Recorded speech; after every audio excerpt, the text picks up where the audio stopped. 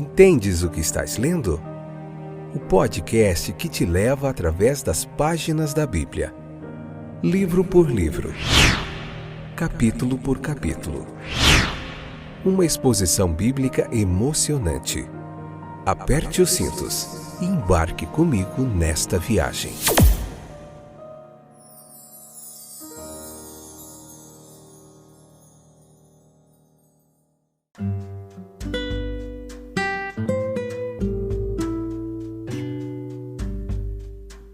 Olá, eu sou o Fábio e a gente está de volta com muita alegria para continuar meditando no texto da Palavra de Deus.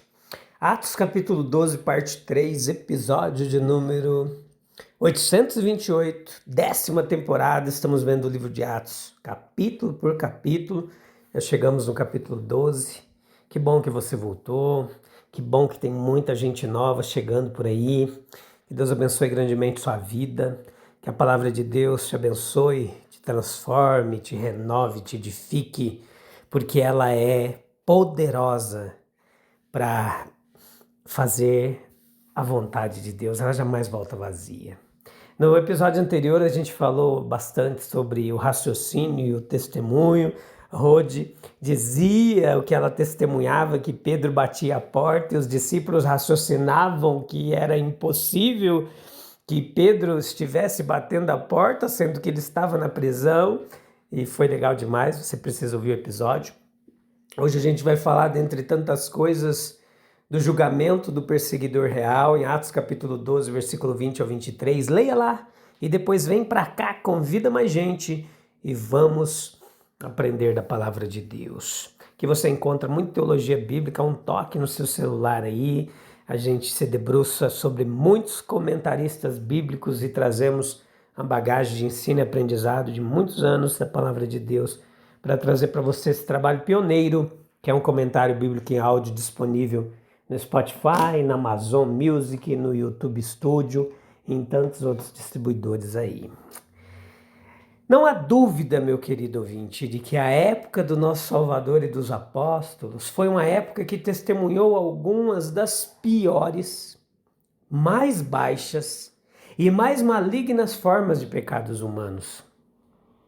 Da mesma forma, a época também foi propícia a alguns dos tipos mais monstruosos de deformidade.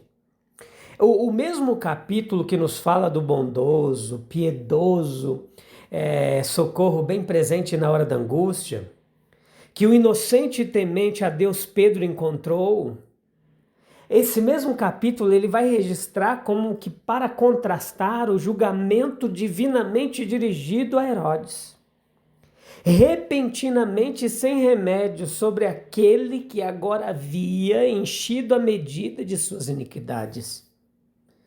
Houve um triplo tipo de crueldade, vanglória e falta de temor a Deus. Tudo isso está diante de nós aqui no texto. É, no entanto, mais particularmente o ponto culminante e ao mesmo tempo mortal de uma carreira ímpia, que agora exige a nossa atenção.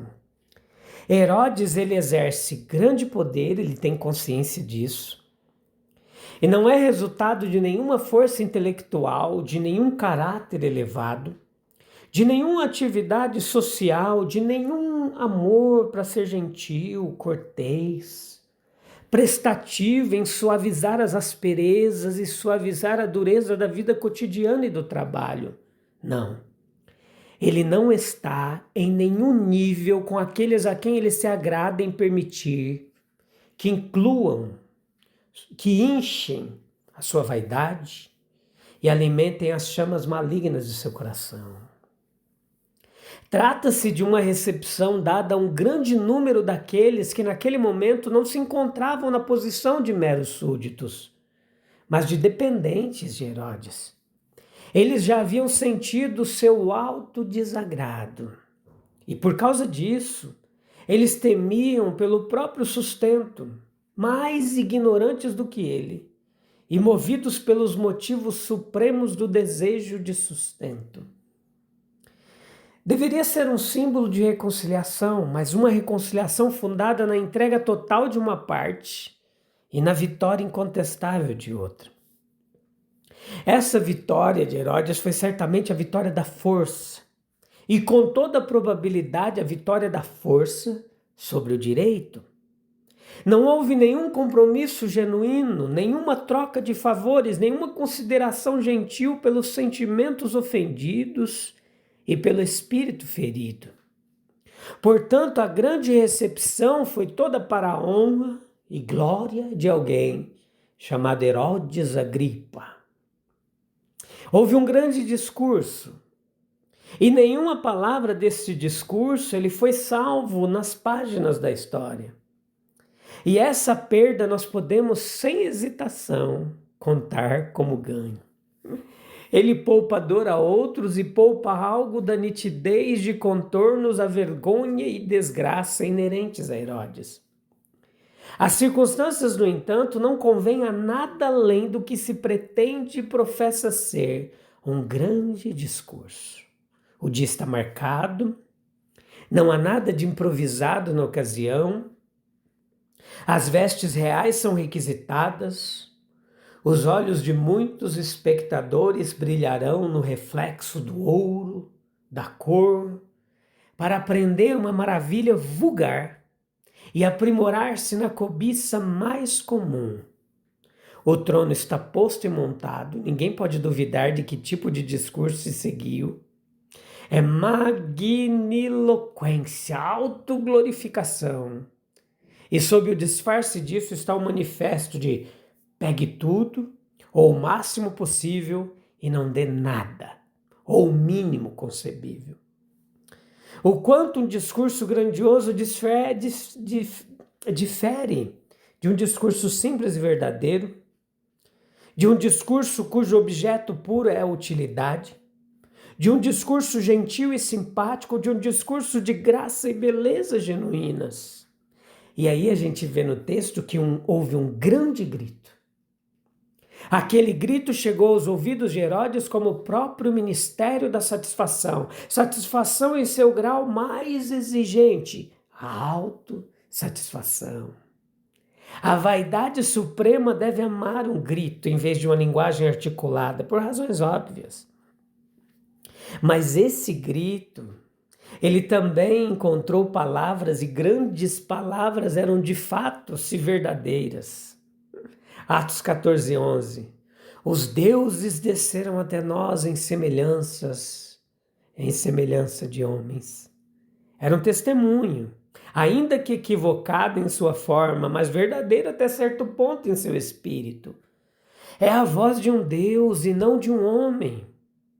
Herodes havia se sentado e nem as vozes dos anjos poderiam, para seus ouvidos, produzir música mais doce do que aquele grito e o recitativo que ele emergia.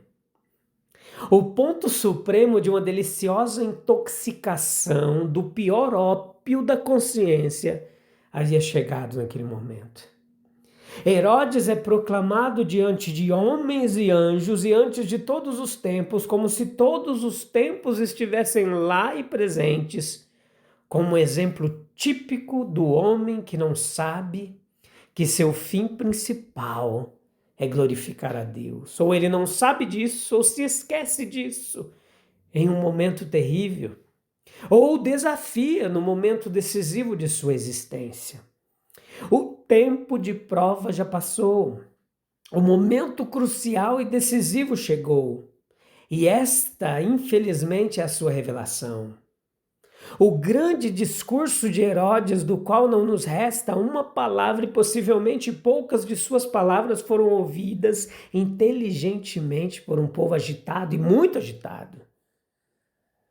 É proclamado como aquele que teve como único objetivo levar a essa glorificação profana do eu, e foi culpado de esquecimento de glorificar a Deus ou até mesmo de negar glória a Deus. O próprio grito do povo e a voz que lhe deu subsequente articulação são proclamados como sendo, na verdade, menos o seu grito e a sua voz do que os do próprio Herodes. Suas gargantas e lábios emitiam o som, mas ele encontrou fôlego para isso e tudo mais, como por exemplo, o local, a ocasião, o motivo ou a intenção. Um final desse tipo havia sido premeditado, se não previamente arranjado, efetivamente organizado e engendrado. Posição, poder, esplendor, riqueza, um trono terreno, um governo arbitrário, e todo o resto são proclamados aqui em seu verdadeiro valor. São apresentados apenas como a frágil cobertura do que há de real em um homem, seja esse real o que for.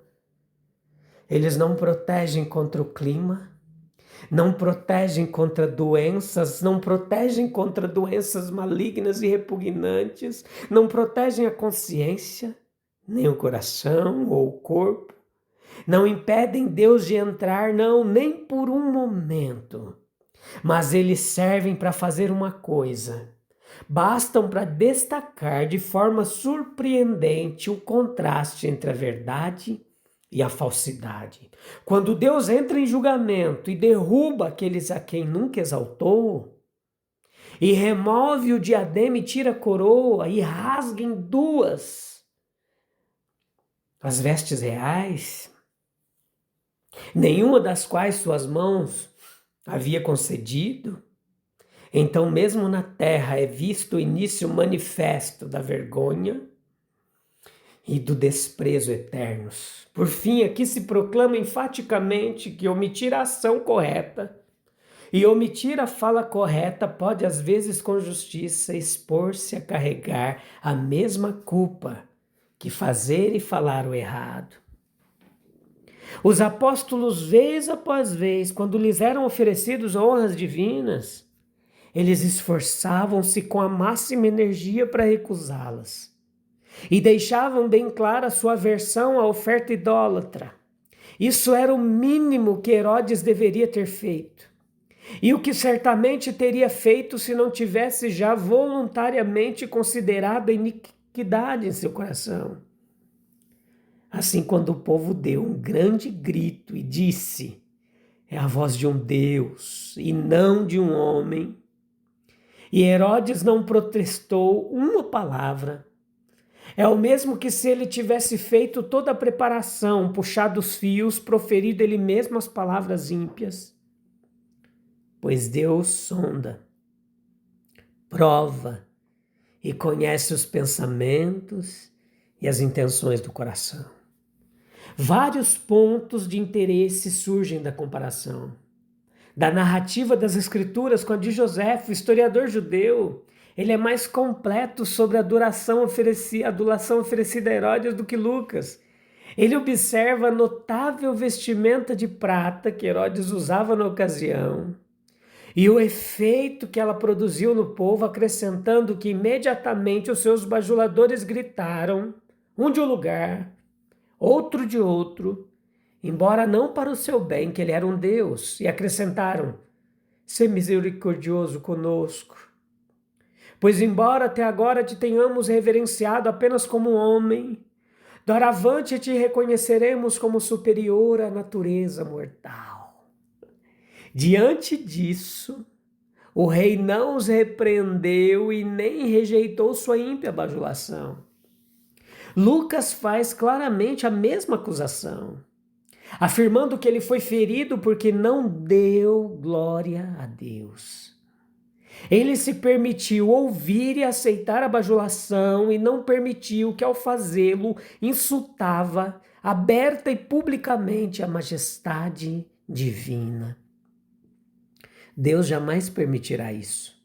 Ele é zeloso, no sentido elevado do termo, de seus direitos únicos e soberanos, e ele pune imediatamente todos os que ousam reivindicar a honra que só a ele é devida. A bajulação à criatura jamais pode atingir esse ápice. O homem não pode cometer pecado tão hediondo quanto o de se apropriar de honras e direitos divinos. A ilustração mais marcante é de Nabucodonosor, cujo orgulho se transformou em uma reivindicação de poder e honra divinos. E ele foi imediatamente, após a sua declaração, ferido por Deus com uma doença extremamente humilhante. A história também nos diz que Antíoco o Grande, por ter pecado de forma igualmente arrogante, ele foi acometido por uma doença semelhante à que afligiu Herodes. Nós podemos considerar algumas das razões pelas quais existe tanto zelo pelos direitos divinos e porque a honra de Jeová jamais será concedida a outro. A nossa vida deve estar sob sua atual liderança graciosa. Em todos os nossos caminhos nós devemos reconhecê-lo e sentir que ele dirige nossos passos. Mas somente a confusão pode entrar em nosso pensamento e vida se nossa lealdade diária for de alguma forma dividida. O pecado só ganha a sua hediondez aos nossos olhos quando é considerado cometido contra a única vontade suprema. E a redenção, ela não tem sentido se não for a nossa restauração à harmonia dessa única vontade. Agora pense comigo se até um rei, cercado de poder, de glória e bajulação, não pôde resistir ao juízo de Deus. Que ser humano pode se gloriar diante dele? Se a omissão de dar glória ao Senhor já foi suficiente para trazer morte a Herodes, quanto mais precisamos nós vigiar para não roubar de Deus a honra que pertence somente a Ele. Tem muita gente fazendo isso hoje e é um caminho perigoso de percorrer. Mas enfim, Deus sonda os corações, sabe de todas as coisas. Vamos orar? Para a gente encerrar mais um episódio? Bênção demais. O próximo, se eu não me engano, já vai ser o capítulo 13. E Deus é bom. Tem muita coisa legal para a gente ver ainda. Você pode ouvir nos outros episódios e naqueles que virão. Bênção demais para o nosso aprendizado e crescimento. A gente cresce na graça e no conhecimento, estudando a palavra de Deus. Vamos orar? Vem comigo. Senhor, nós sabemos que és justo, que exaltas os humildes, abates os orgulhosos, guarda-nos de todo espírito de vaidade, de autoglorificação.